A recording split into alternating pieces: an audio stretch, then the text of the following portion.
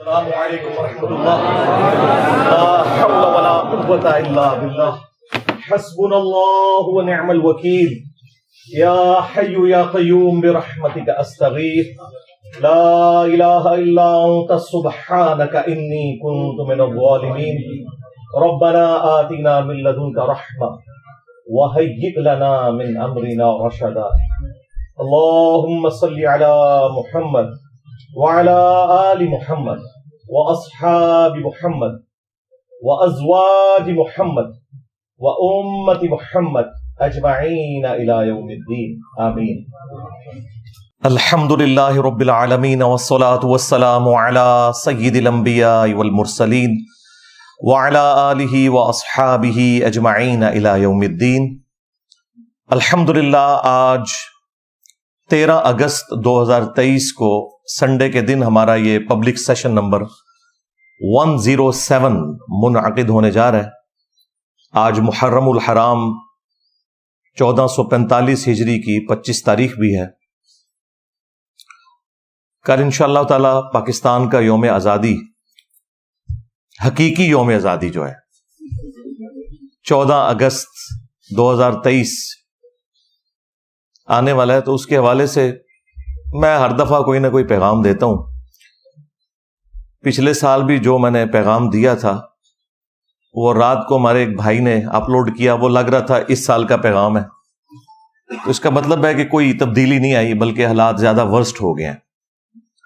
یہی وجہ ہے کہ آپ اس کو 5 سال بعد بھی سنیں گے تو وہی باتیں آپ کو لگیں گی. جو میں نے پرابلم ہائی لائٹ کی تھی، بجائے اس کے کہ ہم خوشنما باتیں کر کے ایک دوسرے کو جھوٹی تسلیاں دے کر اٹھیں، ہمیں پرابلمز کو سمجھنا چاہیے. میرا خیال ہے اس وقت ملک مزید خطرناک صورتحال سے گزر رہا ہے. اس کی وجہ یہ ہے کہ دہشت گردی کا عفریت دوبارہ باہر آ چکا ہے، اور جو چیزیں ضرب عضب اور رد الفساد کے بعد کافی حد تک ایڈریس ہو گئی تھیں، وہ پرابلمز دوبارہ سے مختلف جگہوں پر نظر آنا شروع ہو گئے ہیں. پلس پاکستان کی جو پولیٹیکل سچویشن ہے وہ بھی آپ کے سامنے ہے. پاکستان کے ایک جماعت کے بڑے لیڈر مسلم لیگ نون کے نواز شریف صاحب وہ باہر بیٹھے ہوئے ہیں، اور ظاہر ہے کہ انہوں نے بھی ابھی عدالتوں سے اپنے کیس فارغ کروانے ہیں تو ہی واپس آ سکتے ہیں. اور دوسری طرف ایک اور بڑی جماعت پاکستان تحریک انصاف کے جو چیئرمین ہیں وہ اٹک جیل کے اندر ہیں، اور ابھی تازہ آپ کو پتہ ہے اسمبلیاں بھی تحلیل ہو گئی ہیں، اور ایک غیر معروف شخصیت پرائم منسٹر کے عہدے کے لیے نامزد ہوئی ہیں. ان میں بس ایک ہی پازیٹیو چیز مجھے نظر آئی ہے کہ وہ بلوچستان سے ہیں. ہم بھی یہ پہلے کہتے ہیں کہ چھوٹے صوبوں کو اہمیت دینی چاہیے، صرف پنجاب کی جاگیرداری نہیں ہونی چاہیے آرمی چیف کی پوسٹ کے اوپر یا چیف جسٹس کی پوسٹ کے اوپر یا پرائم منسٹر کی پوسٹ کے اوپر. تو یہ ایک اچھا ڈیسیژن اس اعتبار سے تو ہے. باقی ظاہر ہے کہ ان کی جو پولیٹیکل تھاٹس ہیں وہ ان کے پرانے بیانات کے ذریعے میڈیا کے اوپر آ چکی ہیں. تو ان سے صرف نظر کرتے ہوئے چلے مستقبل میں جس کام کے لیے انہیں بٹھایا گیا ہے وہ اس وعدے کو پورا کریں، اور ٹائم کے اوپر انتخابات ہوں جو کہ اب آفیشلی آئین کی ساری وہ شکوں کو استعمال کرتے ہوئے فروری 2024 تک لے گئے ہیں. میں تو اس پہ بھی بڑا خوش ہوں کہ اگر فروری یا مارچ 2024 کے اندر بھی الیکشن ہو جائے، کیونکہ ہمارے دلوں میں تو وسوسے آتے ہیں کہ شاید کوئی یہ معاملہ لٹکانے والا ہو رہا ہے. تو لٹکانے سے تو فائدہ نہیں ہوگا، کیونکہ جن لوگوں کا عوام میں سٹیک نہیں ہے انہیں کوئی پرواہ نہیں ہوتی ملک کے ساتھ کیا ہو رہا ہے.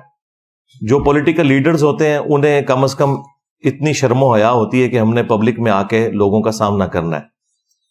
تو ظاہر ہے کہ لوگ پھر ان کا انالیسس کرتے ہیں جو کچھ انہوں نے گورنمنٹ کے اندر رہ کے پرفارم کیا ہوتا ہے، تو لوگوں کے لیے جج کرنا آسان ہو جاتا ہے. میں نے پچھلی دفعہ بھی عرض کیا تھا کہ پاکستان کا ایک ہی بڑا مسئلہ ہے، وہ یہ ہے کہ جو لوگ اپنی ڈیوٹیز کے اوپر لگے ہوئے ہیں وہ اپنا کام کرنے کی بجائے دوسرے کاموں کے اندر انٹرسٹ فیل کر رہے ہیں. اس کی وجہ سے نہ صرف یہ کہ وہ دوسرے کاموں کو صحیح طریقے سے کر نہیں پاتے، بلکہ اپنا جو ان کا کام ہے اس کے اندر بھی وہ کمزوری کا شکار ہے. اگر ایک چیف جسٹس ہاسپٹل کے وزٹس کرنا شروع کر دے گا، ڈیم فنڈ بنانا شروع کر دے گا، اور اس چیز کی پرواہ نہیں کرے گا کہ لاکھوں کیسز اس کی عدالتوں میں رکھے میں، تو وہ ان کاموں کی طرف کیا توجہ دے گا؟ چونکہ میڈیا کے اندر آنے میں ان لوگوں کو شاید خوشی محسوس ہوتی ہے. آپ پچھلے آلموسٹ 7-8 سال سے دیکھ لیں کہ ہمارا جو 9 بجے کا خبر نامہ ہے وہ عدالت نامہ بن چکا ہوا ہے. فلاں کو بیل مل گئی، فلاں کو ملنے والی ہے، فلاں کے اوپر فلاں کیس آ گیا، فلاں جج نے یہ ریمارکس دے دیے. آج ایک پولیٹیکل جماعت کا لیڈر کوئی بات کرتا ہے، اگلے دن عدالت سے اس کا ریبٹل آتا ہے. حالانکہ ججز کا کوئی کام نہیں ہے کہ وہ کسی بھی سٹیٹمنٹ کے اوپر ریبٹل کریں، سوائے اس کے کہ جس کام کے لیے وہ بیٹھے ہوئے ہیں. جج گونگا ہونا چاہیے، وہ صرف سنتا ہے اور سن کے جج کرتا ہے، اس کے بعد وہ فیصلہ سنا دیتا ہے. یہ نہیں ہوتا کہ وہ ایک اس کو صحافت نامہ بنا کر پیش کرتا ہے اپنی عدالت کی کارروائی کو. یہ کام نہیں ہونے چاہیے، اور وہ ہو رہے ہیں مسلسل. ان ججز کو نہ تو اخباریں پڑھنی چاہیے، نہ ہی سوشل میڈیا کے ساتھ ان کا کوئی تعلق ہونا چاہیے، تاکہ یہ اپنے ضمیر کی بجائے آئین اور قانون کے مطابق فیصلہ کریں. ضمیر ان کا ظاہر ہے وہی کچھ ہے. کسی کی فیملیز نون لیگ کے ساتھ اٹیچ ہیں، کسی کی فیملیز پی ٹی آئی کے ساتھ اٹیچ ہیں، وہ قانون کو بالکل نہیں دیکھتے، اور وہ آپ کو فیصلوں میں نظر بھی آ رہا ہے. اس لیے میں نے بارہا عرض کیا ہے کہ پاکستان میں پہاڑوں کے اندر ٹنلز کھود کے وہاں پہ بہترین فیسلٹیز دے کے ان ججوں کو بٹھایا جائے، اور وہاں پہ عدالتیں لگنی چاہیے. ان ججز تک کوئی بھی اخبارات اور اس طرح کی چیزیں نہیں پہنچنی چاہیے، تاکہ یہ صحیح فیصلہ کریں. عدالت کا نظام اگر درست ہو جائے، باقی سارے معاملات خود بخود صحیح ہو جائیں گے. ہمارے ملک کا سب سے بڑا مسئلہ یہ ہے کہ عدالتیں اپنا کام صحیح طریقے سے نہیں کر رہی، انصاف کے ساتھ بھی نہیں کر رہی، ٹائملی بھی نہیں کر رہی، اور الٹا تنخواہیں یہ سب سے زیادہ لے رہے ہیں، اور پھر لوگوں کو بیٹھ کے یہ بھاشن دے رہے ہوتے ہیں. دوسری طرف ہماری جو اسٹیبلشمنٹ ہے، انہوں نے تازہ توبہ کی تھی، لیکن پھر 9 مئی ہو گیا. اس سے قطع نظر کہ 9 مئی پلانڈ تھا یا ان پلانڈ تھا، اس کے پیچھے کون تھا، لیکن جو قرائن بتا رہے ہیں وہ یہ ہے کہ چیئرمین پی ٹی آئی اپنے آپ کو کسی بھی صورت اس سے علیحدہ نہیں کر سکتے، کیونکہ شروع میں انہوں نے اس کے ٹیسٹ کو فیل کیا اور ببانگ دہل کہا کہ یہی ایسا ہی ہونا چاہیے تھا، جب مجھے پکڑیں گے تو آندہ بھی ایسا ہوگا. بعد میں وہ جتنی بھی کلیریفیکیشنز دیں، چونکہ شروع میں انہوں نے ایسی سٹیٹمنٹس دی ہیں جس سے ایک عام آدمی یہی رزلٹ نکالے گا کہ وہ اس کے پیچھے تھے. اب وہ بھلے کہیں کہ میں اس کے پیچھے نہیں تھا، یہ غلط ہوا، لیکن وہ جو 10,000 لوگ پکڑے ہوئے ہیں وہ کوئی خلائی مخلوق تو نہیں ہے، وہ پی ٹی آئی کے کارکن ہی ہیں. تو بڑی مشکل سے یعنی یہ ایک سفر طے ہونا شروع ہوا تھا، لیکن پھر وہ جس طرح 99 کے اوپر جا کے سانپ کاٹ جاتا ہے، وہ سانپ کاٹنے والا مسئلہ ہو گیا ہے. اب اسٹیبلشمنٹ پہلے سے بھی زیادہ مضبوط ہو کر پاکستان کی سیاست میں آ چکی ہے، اور جو بڑے ڈیموکریسی کے چیمپئنز تھے، پیپلز پارٹی، مسلم لیگ نون، جو اپنے آپ کو پریزنٹ کرتے تھے کہ ہم ڈیموکریسی کے چیمپئن ہیں، ووٹ کو عزت دو اور اس قسم کے سارے نعرے لگاتے تھے، وہ آ کے اب جسٹیفائی کر رہے ہیں وہ تمام ایکٹیویٹیز کہ جو نہیں ہونی چاہیے ملک کے اندر. اور وہ کہہ رہے ہیں چونکہ 9 مئی ہوا ہے لہٰذا اب وہ بالکل ہاتھ دھر کے سائڈ پہ بیٹھ گئے ہیں اور انہوں نے معاملات دوسروں کے سپرد کر دیے ہیں. یہ کوئی اچھی چیز نہیں ہے ان دا لانگ ٹرم، کیونکہ وقت بدلتے دیر نہیں لگتی. یہی عمران خان صاحب کی آپ نے تمکنت، غرور، تکبر اور سریا ان کے اندر جو گھسا ہوا تھا وہ بھی دیکھا ہے، اور آج دیکھیں کہ ان کی کیا حالت ہے. جب اتارے گئے تھے، میں نے اس وقت بھی 40 منٹ کی لائیو سیشن میں گفتگو کی تھی. میری ایک بات ان 1.5 سال کے اندر صحیح ثابت ہوئی ہے. تو اب بھی ان کو اب ہوش کے ناخن لینے چاہیے اس حوالے سے. اور دیکھیں کیسا مکافات عمل ہے. وہی کیس جو 2017 میں نواز شریف صاحب کے اوپر بنا مس ڈکلیریشن کا، اور اقامے کی بنیاد کے اوپر انہیں نکالا گیا. باقی جو کرپشن والا ایک معاملہ تھا وہ تو نہ ادھر کی عدالتیں ثابت کر سکیں نہ یو کے کی عدالتیں ثابت کر سکیں، الٹا ان کو کلین چٹ ملی. تو اس کے بعد میں تو کم از کم کسی کے اوپر اس اعتبار سے الزام لگانے کے لیے تیار نہیں ہوں. اب یہاں پر بھی جو توشہ خانہ کیس ہے وہ بھی مس ڈکلیریشن کا ہے. یہ جس کیس میں ابھی ان کو سزا ہوئی ہے چیئرمین پی ٹی آئی کو، جس کو وہ گھڑی چوری کیس کہہ رہے ہیں، وہ گھڑی چوری کیس نہیں ہے، بلکہ انہوں نے الیکشن کمیشن کے جو فارم کے اندر جو اثاثوں میں ان چیزوں کو شو کرنا تھا وہ نہیں کیا. سیم وہی کیس ہے جو نواز شریف صاحب کا تھا، بلکہ یہ تھوڑا ورسٹ ہی ہے. انہوں نے تو تنخواہ جو بنتی تھی اپنے بیٹے سے نہیں لی، یہاں پر تو انہوں نے وہ سب کچھ اویل کیا، کروڑوں روپے میں وہ گھڑیاں بیچی. ان گھڑیوں کے بیچنے کو ایتھیکلی تو کوئی غلط کہہ سکتا ہے، قانونی طور پہ کوئی غلط چیز نہیں تھی. اور قانوناً جو چیز غلط ہے وہ توشہ خانہ سے کسی بھی پرائم منسٹر یا آرمی چیف یا چیف جسٹس کو تحفہ دینا ہے، کیونکہ اسلام میں جو توشہ خانہ ہے بیت المال ہے، اس کی ملکیت عوام المسلمین کی ہوگی اور وہ غریبوں کے اندر تقسیم ہوگا مال غنیمت کے طور پر. زکوٰۃ فنڈ اور یہ ساری چیزیں ایک ہی پول کے اندر آئیں گی. بہرحال اس کے اوپر میں پہلے بھی بول چکا ہوں کافی دفعہ. یہاں پر یہ ہے کہ انہوں نے ڈکلیئر نہیں کیا تھا اپنے ساسوں کے اندر، اور وہی کیس ان کے اوپر بنا اور اس کے اوپر وہ 5 سال کے لیے نااہل ہو گئے. کاش عمران خان صاحب 2017 کی نواز شریف صاحب کی اس طریقے سے ہٹائے جانے کو غلط کہتے تو آج چند لوگ ان کے ساتھ بھی کھڑے ہوتے. لیکن جو لوگ نیوٹرلز ہیں، اس سے مراد عمران خان صاحب والے نیوٹرلز نہیں، اس سے مراد وہ لوگ جو غیر جانبدار ہیں، ہمارے جیسے لوگ. ہم تو یہ کہیں گے کہ اس وقت بھی غلط ہوا تھا، اب بھی غلط ہوا ہے. اس طرح کے قوانین بنانا جس کے ذریعے آپ اس ایکسٹریم لیول کے اوپر جا کے ڈیسیژن کریں تو یہ کوئی کفر و شرک والا معاملہ نہیں ہو گیا. اس طرح کے معاملات ہر ایک کے اندر پائے جاتے ہیں. اس طرح کے قوانین کو تھوڑا نرم کرنا چاہیے یا اس کی سینسٹیوٹی کا بتانا چاہیے.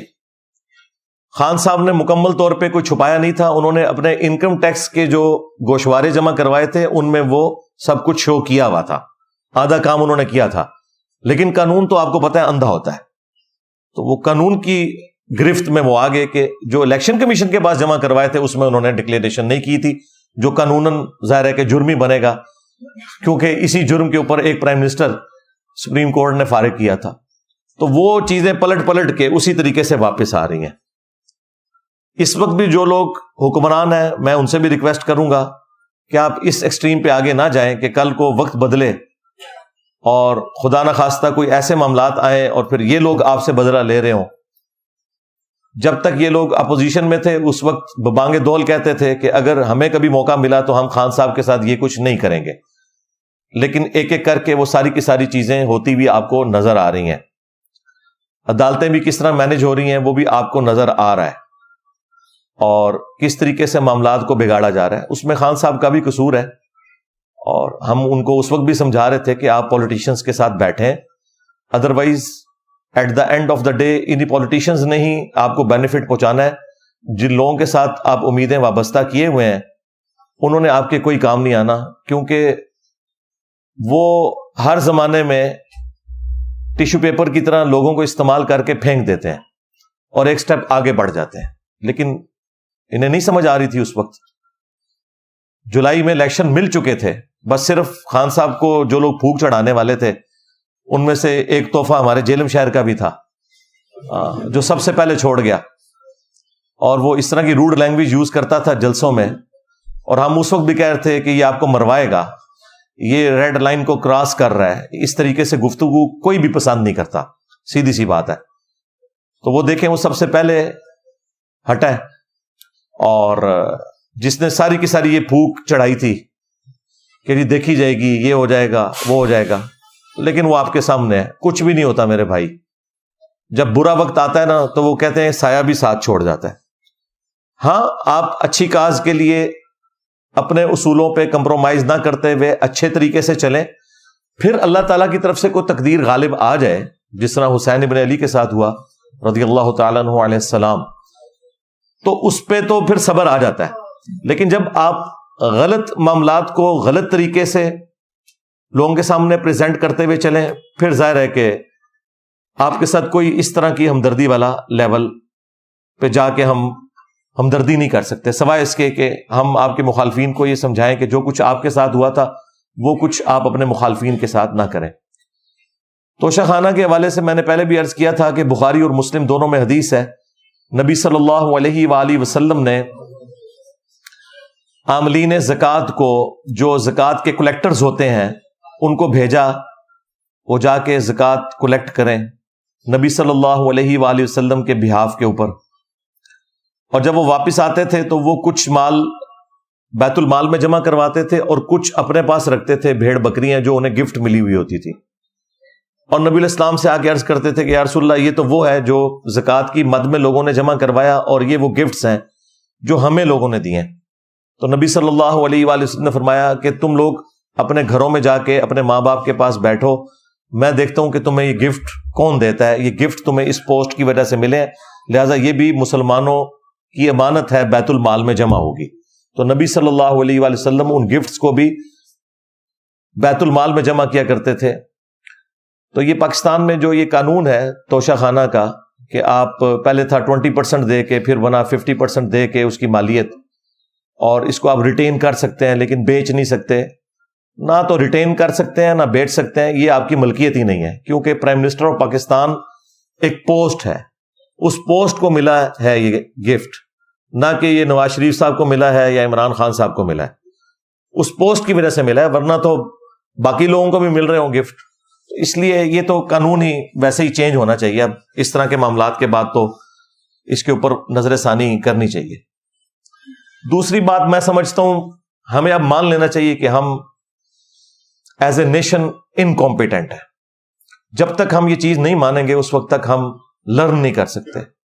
ویسے ہم ملی ترانوں کے ذریعے اپنے آپ کو بڑا کر کے پریزنٹ کریں, لیکن یہ حقیقت بات ہے کہ دنیا بہت آگے نکل چکی ہے اور ہم بہت پیچھے رہ گئے ہیں.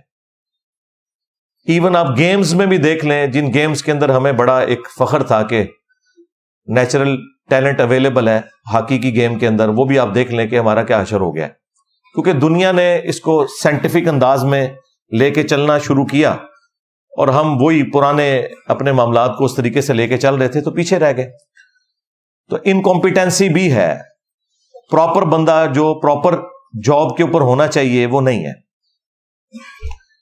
ایٹ لیسٹ 3 بڑے جو عہدے ہیں نا, ایک پرائم منسٹر کا عہدہ, دوسرا چیف جسٹس کا عہدہ اور تیسرا آرمی چیف کا عہدہ, ان 3 عہدوں کے اوپر امین قسم کے لوگ جو اس فیلڈ کے اندر ایکسپرٹیز بھی رکھتے ہوں اور ان کے اندر ول بھی ہو کام کرنے کی, وہ ہونے چاہیے. نچلے والے معاملات پھر بعد میں آہستہ آہستہ درست ہوں گے, وہ اچانک نہیں درست ہوتے. میں تو اس مت کو بالکل نہیں مانتا کہ اوپر کوئی صحیح بندہ آ جائے تو نیچے سب کچھ صحیح ہو جائے گا. ایسے ہو ہی نہیں سکتا. نیچے گراس روٹ لیول کے اوپر جتنی خرابی ہے اس کو اوپر بیٹھا ہوا بندہ حل نہیں کر سکتا. وہ صرف قانون بنا سکتا ہے, تھوڑی سزائیں سخت کر سکتا ہے, لیکن وہ نیچے تک اس کے اثرات پہنچتے ہوئے کافی ٹائم لگتا ہے. لیکن طریقہ یہی ہے کہ اوپر سے رولز بن کے اور معاملات آہستہ آہستہ چلنے چاہیے, لیکن وہ ہمیں نظر نہیں آتا. یہاں پر ہر کوئی میڈیا میں ان رہنے کی کوشش کرتا ہے, پاور کو اپنے ہاتھ میں رکھنے کی کوشش کرتا ہے. پہلے پاکستان میں صرف طاقت جو ہے وہ اسٹیبلشمنٹ کے پاس تھی اور مولوی ان کے اعلی کار ہوا کرتے تھے, ایک دوسرے کے بینیفیشری ہوا کرتے تھے. پھر جب افتخار محمد چودھری صاحب کے بعد عدالتیں ذرا ڈومیننٹ ہو کے سامنے آئیں تو اب ملک میں 2 پاورز ہیں, ایک عدلیہ اور دوسری اسٹیبلشمنٹ, اور یہ آپس میں ایک دوسرے کو فائدہ بھی پہنچاتے ہیں اور بعض اوقات اپنے مفادات کی خاطر ایک دوسرے کے خلاف بھی کھڑے ہو جاتے ہیں, اور ہم خام خواہ خوش ہو رہے ہوتے ہیں کہ یہ ڈیسیژن ہو گیا, وہ ہو گیا, حالانکہ یہ اپنے مفادات کو ہی دیکھ کے چل رہے ہوتے ہیں. لیکن ڈیموکریٹک ویلیوز کے اندر, ڈیموکریسی کے اندر تو اصل طاقت تو عوام کے پاس ہونی چاہیے.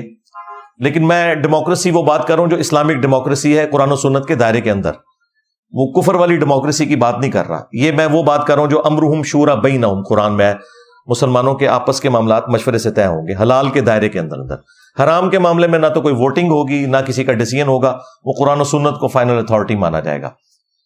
تو وہاں پر پارلیمنٹ کو ایک سپریم ہونا چاہیے، لیکن وہ پارلیمنٹ آپ کے سامنے ہے. یہ آپ دیکھیں آخری دنوں میں انہوں نے تھوک کے حساب سے بل پاس کیے ہیں، جو اصل کرنے کا کام تھا نا وہ انہوں نے آخری دنوں میں کیا ہے، اور جس طریقے سے کیا ہے پتہ نہیں وہ کیا قانون انہوں نے پاس کیے ہیں، کس کے کہنے کے اوپر کیے ہیں. یہ وہی کام ہے جو مولوی کرتے ہیں کہ 8 سال کے درس نظامی کے کورس میں 7 سال تک شیخ سعدی کا کلام پڑھاتے رہتے ہیں، فارسی کے معاملات سکھاتے رہتے ہیں، اور آخری سال جا کے دورہ حدیث کروا دیتے ہیں. اس لیے وہ پہلے ہی ان کا وہ سارے کا سارا ٹائم ضائع ہو چکا ہے. اب دورہ حدیث نے ان کے اوپر کیا فرق ڈالنا ہے. یہ ہماری پارلیمنٹ نے بھی یہی کیا ہے کہ 4.5 پونے 5 سال تک یہ لوگ اپنا ٹائم ایک دوسرے کے خلاف بیان بازیوں میں دیتے رہے ہیں، اور آخری دنوں میں آ کے انہوں نے قانون پاس کیے ہیں.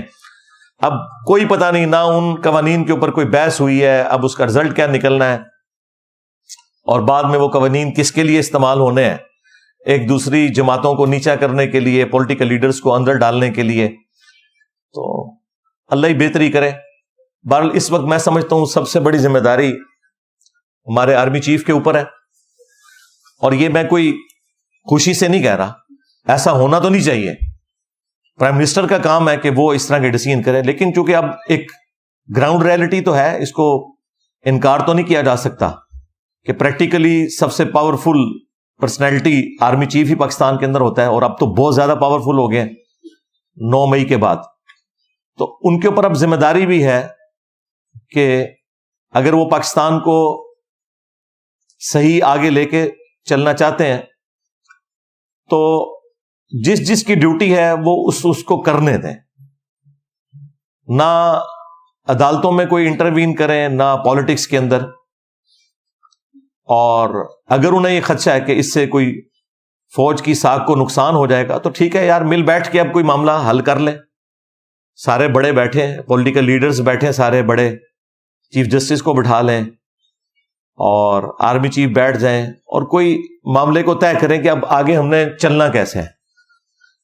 میرا خیال ہے کہ جتنے پولیٹیکل لیڈرز ہیں ان میں سے مجھے سب سے اچھا ویژن شاہد خاقان عباسی صاحب کا لگا. پی ٹی اے والوں کو تو آج کل ویسے وہ اچھے لگنا شروع ہو گئے ہیں. جس وقت ہم ان کی تعریف کرتے تھے اس وقت یہ ہمیں گالیاں نکالتے تھے. آپ 8 سے 1.5-2 سال پہلے کی بھی ان کی گفتگو سنیں، اور دوسرے وہ جو ایک پیپلز پارٹی چھوڑ گئے، کیا نام ہے ان کا، مصطفیٰ نواز کھوکر صاحب. یہ حالانکہ یہ لبرلز ہیں، خیر خاقان عباسی صاحب تو ایک مذہبی آدمی ہے، لیکن ماشاءاللہ یہ رول آف لا پہ چلنے والے لوگ ہیں. یہ جو باتیں کر رہے ہیں، میں ان کے کاموں کی بات نہیں کر رہا، وہ باتیں ماشاءاللہ بہت اچھی کر رہے ہیں. اور وہ 2-2.5 سال پہلے بھی کہہ رہے تھے کہ جب تک ہم یہ طے نہیں کرتے نا کہ ہم نے مستقبل میں کرنا کیا ہے، تو آپ الیکشن بھی کروا لیں، پھر وہی چوچو کا مربع ہی بننا ہے، اور وہی حالات و واقعات بگڑتے چلے جائیں گے. اور یہ میں ان کو سیکنڈ کرتا ہوں کہ بالکل انہوں نے ٹھیک کہا تھا. جب تک، یعنی اب وہ ایک مثال سمجھانے کے لیے دی جاتی ہے کہ جب تک کتے کو کنویں سے نہ نکالیں تو 20 ڈول نکالنے کیا، آپ 2000 ڈول بھی نکال لیں تب بھی وہ پانی پاک نہیں ہوگا. تو یہ اصل جو ایشوز ہیں ان کو ایڈریس کیا جائے. ہماری انکمپیٹنسی کا مسئلہ ہے، یہ ہمیں ماننا چاہیے. اور خبروں میں رہنے کا شوق، اس کی وجہ سے دوسرے کے کاموں میں جا کے لچ فرائی کرنا، یعنی کہ لچ تلنا، تو یہ ساری کی ساری چیزیں اس وقت اس نے پوری قوم کو پریشان کیا ہوا ہے. سیدھی سی بات ہے. اب 14 اگست کے اوپر آپ دیکھیں جس طریقے سے ایک غیر اعلانیہ ایک خاص پولیٹیکل جماعت کا کریک ڈاؤن کیا جا رہا ہے، اس طرح کرنے سے کوئی مسئلے حل تو نہیں ہونے. اور دیکھیں، میں اگر اس جماعت کی فیور میں بات کر رہا ہوں تو سب سے زیادہ کرٹک بھی میں اس جماعت کا رہا ہوں، ان کے چیئرمین کا رہا ہوں، سوائے ان چند باتوں میں جو اچھی تھی میں سپورٹ بھی کرتا تھا. تو اب بھی میں یہ بات کروں گا کہ یہ کوئی طریقہ نہیں ہے. اس طرح کرنے سے پرابلمز حل نہیں ہونے، مزید بگڑیں گے. کیونکہ جب آپ پولیٹیکل لیڈرز کو اس طرح اندر کرتے ہیں تو آپ ان کی پولیٹیکل تھاٹس تو بدل نہیں سکتے، کیونکہ ان کے لیے سب کچھ وہی ہوتا ہے. عمران خان صاحب 1000 یو ٹرنز لے لیں، لیکن یہ یو ٹرن وہ نہیں لیں گے کہ ملک چھوڑ کے چلے جائیں. یہ ایک ہی چیز بچی ہے جس کے اوپر وہ قائم ہے. باقی تو اللہ کے فضل سے جو بھی انہوں نے بات کی 180 ڈگری اس کے چلے. ہاں، یو ٹرن کے نام کے اوپر. ہم تو اس کو غلط سمجھتے ہیں. لیڈر کی زبان پکی ہونی چاہیے. لیکن یہ میں آپ کو بتا دوں کہ یہ ایک ایسی چیز ہے، اگر یہ اس سے پیچھے ہٹیں گے نا تو پھر ان کا ساتھ کوئی بھی ان کا محبت کرنے والا اٹیچ نہیں رہے گا. لہٰذا یہ تو آپ چیز بھول جائیں کہ وہ ملک چھوڑ کے جائیں گے. انہوں نے ادھر ہی رہنا ہے، چاہے جیل کے اندر رہیں چاہے باہر رہیں، ہاؤس اریسٹ ہو کے. ملک تو وہ نہیں چھوڑیں گے. لہٰذا اس طرح کی کوئی کوشش کرنا تو یہ تو غلط چیز ہے. اور باقی ان کے ساتھ کے لوگ ظاہر ہے ان کو تو اور بینیفٹس بھی مل جائیں گے. خان صاحب کے پاس بس یہ ایک چیز بچی ہے تو ظاہر ہے کہ وہ اپنی اس کاز کے لیے اپنی جان دے دیں گے. آپ دیکھ لیں ہٹلر کو بھی اینڈ پہ اس نے بنکر میں اپنے آپ کو خود گولی مار لی تھی، لیکن اس نے سرنڈر نہیں کیا. یہ میں نے آپ کو مثال اس لیے دی کہ جو لوگ اپنی زبان کے ذریعے اور گفتگو کے انداز کے ذریعے اتنی زیادہ پبلک کو اپنے ساتھ لگا لیتے ہیں تو ان کے پاس پھر الٹیمیٹلی جو وہ سو کالڈ عزت سمجھتے ہیں وہ ان کے پاس موجود ہوتی ہے، وہ اسے گنوانا نہیں چاہتے. تو یہ تو خیر ایک ورسٹ مثال تھی. مسولینی کی مثال آپ دیکھ لیں، اس کو تو پھر پھانسی پہ لٹکایا گیا تھا. وہ بھی اسی طریقے سے عوام کو اپنی تقریروں کے جال میں پھنسائے ہوئے تھا. خان صاحب کا معاملہ ایگزیکٹلی ویسا تو نہیں ہے، لیکن کچھ چیزیں کامن ہیں دونوں طرف. تو میرا خیال ہے کہ ایسا کوئی معاملہ کرنا نہیں چاہیے کہ جس کی وجہ سے ملک میں حالات مزید بگڑ جائیں. اور پہلی دفعہ ہم دیکھ رہے ہیں کہ فوج کے اندر بھی ایک ایسی ڈویژن نظر آ رہی ہے جو نہیں ہونی چاہیے، کیونکہ پاکستان کی یونٹی کی علامت جو ہے وہ پاکستان کی فوج ہے. آپ لوگوں کو تو شاید اس چیز کا احساس نہ ہو. میرے جیسا بندہ جو سب سے زیادہ کرٹک ہے فوج کی انوالومنٹ پالیٹکس کے اندر، 2013 سے لے کے آج تک میری ویڈیوز آپ دیکھیں، جس زمانے میں ان کی پالیسی نہیں تھی کہ ہم اے پولیٹیکل ہیں، اس زمانے میں بھی میں کہتا تھا کہ یہ غلط ہے. اب تو وہ خود کہتے ہیں ہمیں پالیٹکس میں نہیں آنا چاہیے، اگرچہ وہ مکمل طور پہ اپنے آپ کو نکال بھی نہیں پا رہے مجبوری کی وجہ سے. اور 9 مئی تو ان کے ہاتھ میں ایک ہتھیار آ گیا. تو میں اس وقت بھی یہ کہتا تھا. لیکن ایک بات آپ لوگ سمجھ لیں کہ پاکستان میں اگر سب سے آرگنائز کوئی ادارہ ہے جو پاکستان کی یونٹی کی علامت ہے تو وہ فوج ہی ہے. اس چیز کا احساس جو لوگ باہر ہیں ان کو تو نہیں ہوگا، جو اندر ہیں ان کو اس چیز کا احساس ہے کہ پاکستان میں کراچی سے لے کر خیبر پختونخوا تک یا بلوچستان کے آپ سرحدی علاقوں میں چلے جائیں، سب جگہ پہ اگر کوئی کامن بانڈ ہے نا پاکستان کی نیشن کا تو وہ فوج ہے. کیونکہ سیکیورٹی کو فوج دیکھ رہی ہوتی ہے. پاکستان کے ایٹامک انرجی کے اداروں کی ساری سیکیورٹی فوج کے پاس ہے. پاکستان کا سارا سینسٹیو اسلحہ فوج سیکیورٹی کو دیکھ رہی ہوتی ہے. ایون ہماری جو سائٹس کے اندر بھی سیکیورٹی ہے وہ بھی فوج کے پاس ہوتی ہے. اور بڑی مشقت والی زندگی وہ گزار رہے ہوتے ہیں. پورا دن سخت گرمیوں کے اندر آپ پہاڑوں کے اندر جہاں پہ ہیومیڈیٹی کا لیول بھی بہت زیادہ ہو اور آپ پوسٹوں کے اوپر بیٹھ کے اے سی والے کمروں میں نہیں، عام پوسٹوں پہ بیٹھ کے پورا دن ڈیوٹی کریں، اور جب تھکے ہارے رات کو اپنے کمرے کے اندر آئیں تو اس کمرے سے کبھی کوئی سانپ نکل رہا ہو، کوئی بچھو نکل رہا ہو. تو یہ تو نارمل ہے. یہ تو چیزیں میں نے خود آبزرو کی ہیں. میں نے بھی سائٹس پہ کئی دفعہ راتیں کاٹی ہیں. ہم تو چونکہ آفیسر رینک کے تھے، ہم تو ریسٹ ہاؤسز کے اندر ٹھہرتے تھے، لیکن مسجد میں تو ملاقات ہو جاتی تھی تو اس طرح کی ساری باتیں پتہ چلتی تھی کہ آج ہمارے ڈرائیورز کے روم سے بھی سانپ نکل آیا، فوجیوں کے اس کمرے سے بھی نکل آیا. تو مجھے وہاں جا کے اس چیز کا زیادہ احساس ہوا کہ باہر بیٹھ کے یعنی اس طرح باتیں کرنا یہ آسان ہے، لیکن پریکٹیکلی معاملات کو لے کے چلنا یہ بڑا مشکل ہے. اور ظاہر ہے کہ جو لوگ کرٹیسزم کر رہے ہوتے ہیں اسٹیبلشمنٹ کے اوپر، وہ ظاہر ہے ان فوجیوں پہ تو نہیں کر رہے ہوتے جو بارڈر کے اوپر قربانیاں دے رہے ہیں. عام حالت میں بھی بارڈرز کے اوپر سانپ کے کاٹنے سے فوجی ریگولرلی شہید ہوتے رہتے ہیں، لیکن وہ خبریں اس طریقے سے میڈیا میں نہیں آ رہی ہوتی، وہ نارمل ایک چل رہے ہوتے ہیں معاملات. تو عام عوام تو عام فوجیوں سے تو محبت کرتی ہے. صرف یہ جو پالیٹکس میں چند ایک بڑے لوگ انوالو ہوتے ہیں اس کی وجہ سے تھوڑا سا ایک ان لوگوں کے دلوں میں اس حوالے سے چیزیں آتی ہیں جو ان کو بھی خود احساس ہے. لیکن ظاہر ہے کہ اب وہ 70-75 سال کے پھنسے ہوئے ہیں اس معاملے میں، نکلنے کے لیے انہیں ٹائم چاہیے، اور میرا خیال ہے ایک دوسرے کو ٹائم دینا چاہیے تاکہ معاملات بہتری کی طرف جائیں. 14 اگست کے اوپر 2023 میں یہ ساری باتیں ہم کر رہے ہیں, 8 سے سال پہلے بھی کر رہے تھے, اس سے بھی 1 سال پہلے کر رہے تھے. ہمارا کام صرف اتنا ہی ہے کہ ہم نے اپنی زبان کے ذریعے جہاد کرنا ہے اور اپنے بڑوں تک اپنے میسج کو پہنچانا ہے کہ بھائی اپنے آپ کو سدھارو, خدا کے لیے نیشن کی فکر کرو. ہماری اکانومی کس لیول کے اوپر جا کے گر گئی ہے, اور ہم IMF سے, اپنے دوست ملکوں سے قرضے لینے کے چکروں میں پڑے رہتے ہیں. اس سے کوئی مسئلہ حل نہیں ہونا. پاکستان کی اکانومی کو اگر آپ نے اٹھانا ہے تو اس کے لیے سب سے زیادہ ضروری چیز یہ ہے کہ ٹیکس کی کلیکشن صحیح ہو. یہ ایک ہی مسئلہ ہے پاکستان کی اکانومی کے ساتھ کہ ٹیکس کی کلیکشن بالکل فیئر نہیں ہے, بلکہ ہے ہی کوئی نہیں ہے.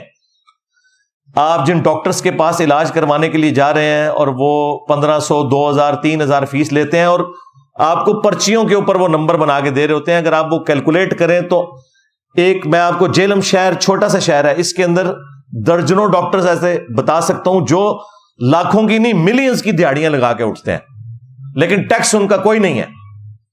ٹیکس بیچارہ صرف سرکاری ملازم دے رہا ہے, یا ایک عام غریب آدمی جب پیٹرول بھرواتا ہے تو اس سے زبردستی وہ ٹیکس لے لیا جاتا ہے پیٹرول کی مد میں یا صابن کی ٹکیا کے اوپر, جو انڈائریکٹ ٹیکسز ہیں سیلز ٹیکس کی فارم میں.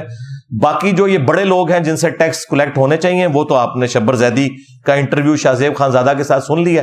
میرا خیال ہے وہ ایک انٹرویو نا پوری پاکستانی نیشن کو دیکھنا چاہیے تاکہ انہیں پتا چلے کہ آپ کا پرابلم کیا ہے.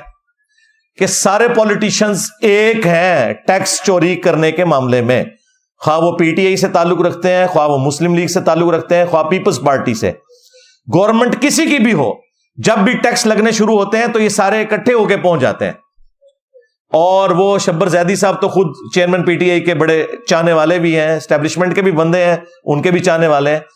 لیکن انہوں نے جو باتیں کی ہیں نا وہ بڑی لاجیکل فٹ ان بیٹھتی ہیں. اس وقت کے اگر آپ بیانات نکال کے دیکھیں اس میں انہوں نے خان صاحب کی تعریفیں بھی کی ہیں, لیکن جو خان صاحب کمپرومائز کرتے تھے معاملات میں اس کو بھی انہوں نے ایڈریس کیا. اور جو ایکس آرمی چیف تھے باجوہ صاحب, ان کا بھی ذکر کیا کہ انہوں نے فل سپورٹ کیا, لیکن جب DHA کے اوپر ٹیکسز کی باری آئی تو انہوں نے کہا یار ہاتھ اولا رکھ, میرے بندے بھی تو وچ کر رہے ہیں. میں تو بس وہی بات ہے کہ ہر بندے دے وچ اپنے فالوورز آ جاندے نے.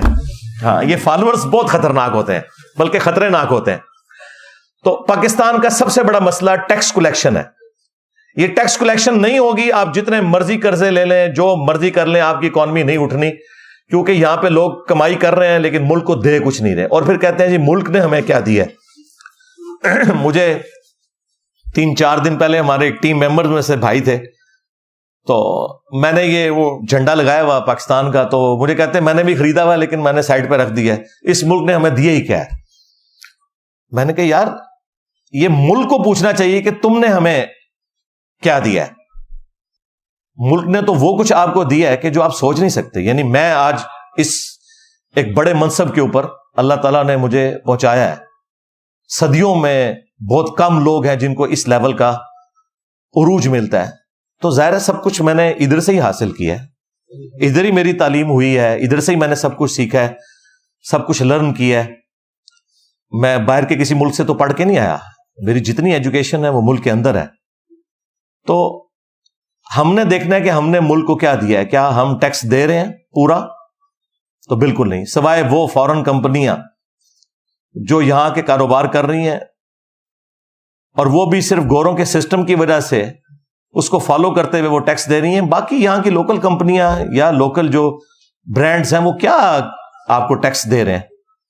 KFC والے آپ کو ٹھیک ہے وہ چٹ نکال کے دیں گے ہر چیز کی, وہ ایک پورا ریکارڈ بن رہا ہے, وہ ٹیکس ان کا جاتا ہے گورنمنٹ کے کھاتے میں. لیکن کیا یہی کچھ باقی کمپنیاں بھی کر رہی ہوتی ہیں؟ آپ کے یہاں تو پاکستان کے آلموسٹ سارے شہروں سے دور دراز سے بھی لوگ آئے ہوئے ہیں. آپ دیکھیں کہ آپ کے شہروں میں سویٹس کی کوئی دکان ہوگی, ہاسپٹلز ہوں گے پرائیویٹ, اسی طریقے سے یہ کھانے پینے کی جو دکانیں ہیں, یہ فلودہ, آئس کریم, جو ملینز کی دہاڑیاں لگا کے اٹھتے ہیں, جو بڑے بڑے ہیں, آپ دیکھیں ان کا کوئی ریکارڈ موجود نہیں ہے.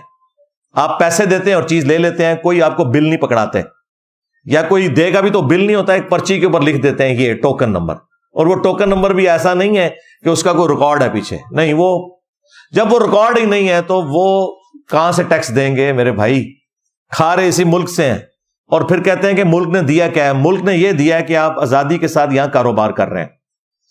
آج پاکستان کی پولیس، عدلیہ، فوج ختم کر دیں تو مجھے یہاں پہ کوئی دکان بھی کھول کے بتائے.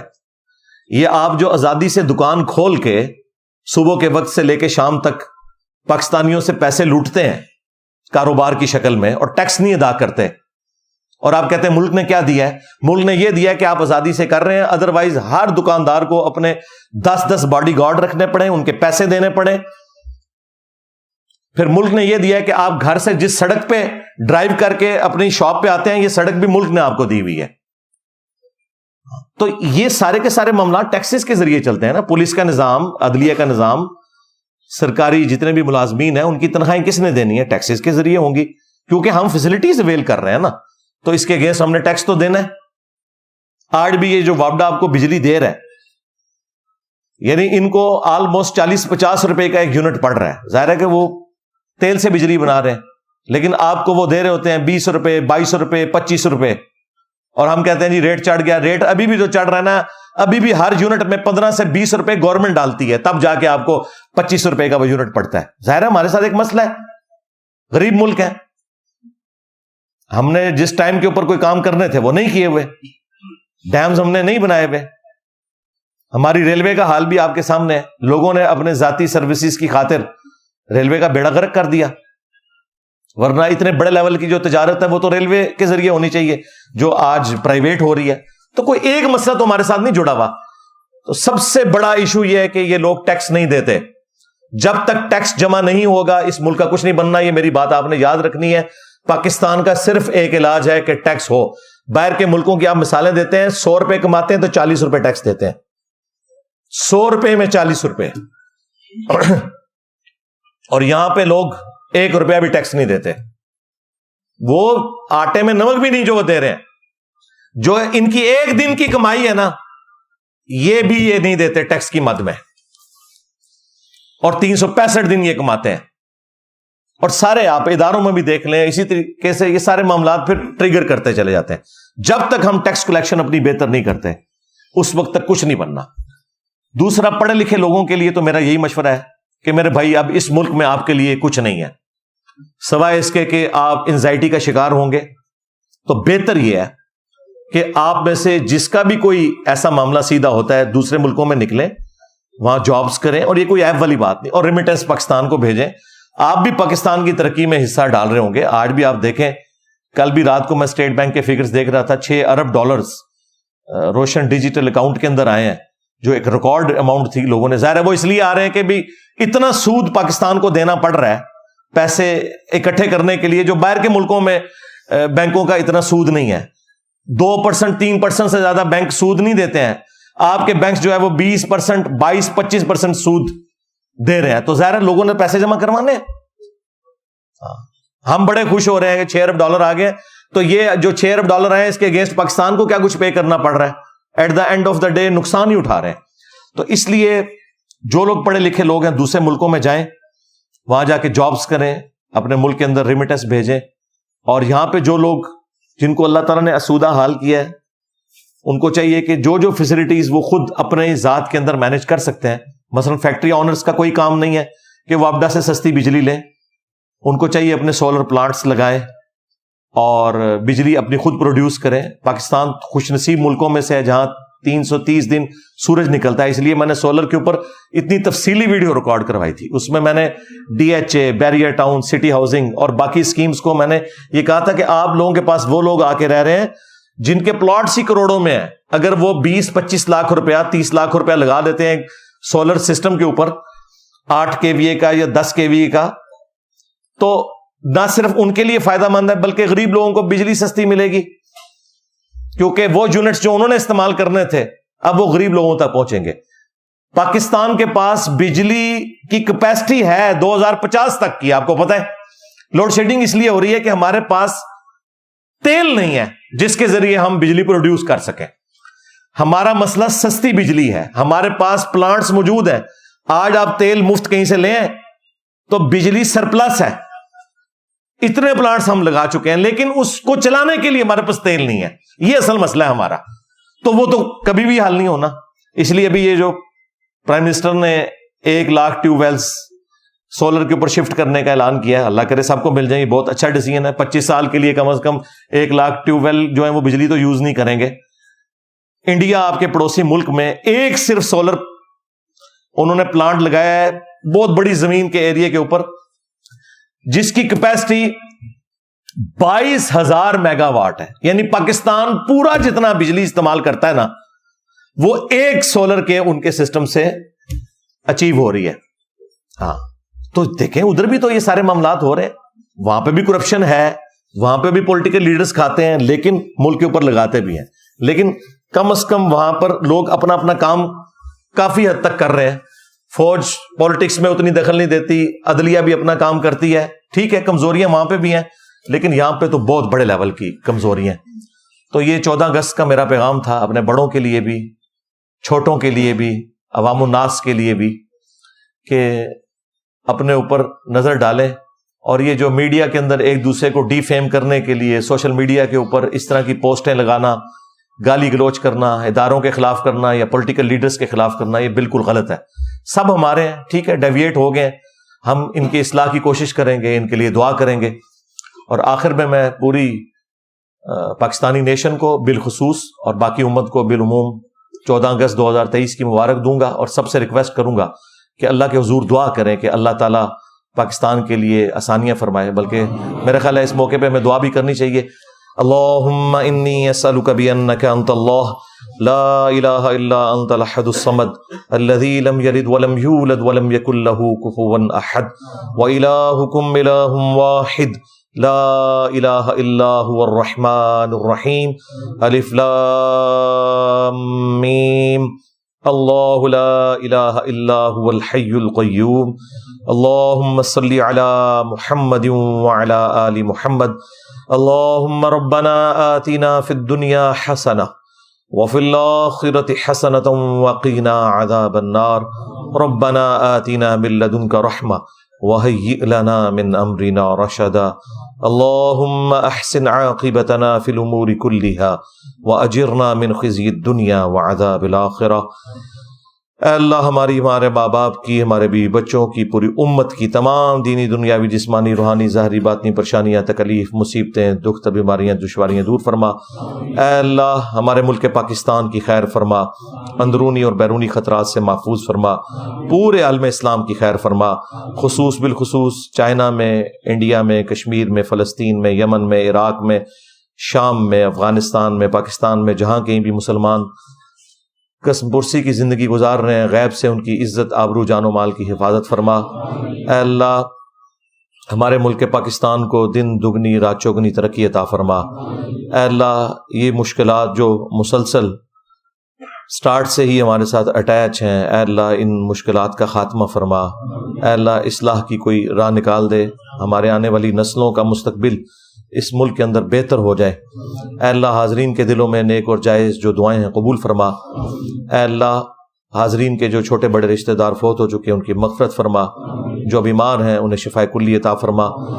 یہ تمام دعائیں تمام دنیا کے مسلمانوں کے حق میں قبول و منظور فرما. جن جن بھلائیوں کا سوال تیرے محبوب صلی اللہ علیہ وآلہ وسلم نے تجھ سے کیا, تمام مسلمانوں کے حق میں قبول و منظور فرما. جن جن چیزوں کے شر سے تیرے محبوب صلی اللہ علیہ وآلہ وسلم نے تیری پناہ طلب کی, تمام مسلمانوں کو ان چیزوں کے شر سے اپنی پناہ عطا فرما. سبحان ربک رب العزت عما یصفون وسلام علی المرسلین والحمد للہ رب العالمین وصلی اللہ علی النبی الکریم وعلی آلہ واصحابہ اجمعین الی یوم الدین. آمین.